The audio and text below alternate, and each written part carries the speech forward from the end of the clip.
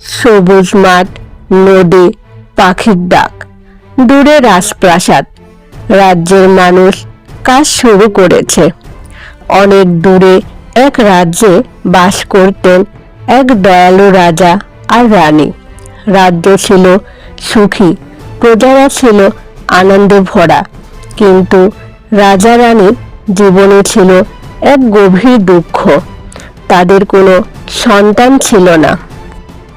রানী জানালার পাশে চুপচাপ দাঁড়িয়ে, রাজা সান্ত্বনা দিচ্ছেন। প্রতিদিন রানী প্রার্থনা করতেন, আর রাজা ভাবতেন কবে তাদের ঘর শিশুর হাসিতে ভরবে।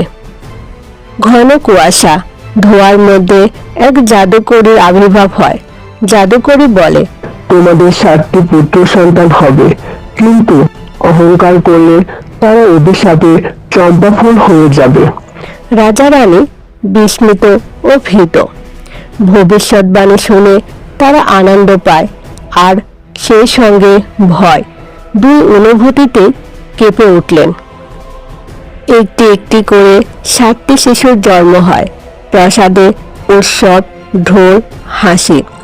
সময় গড়িয়ে জন্ম নিল 7টি রাজপুত্র।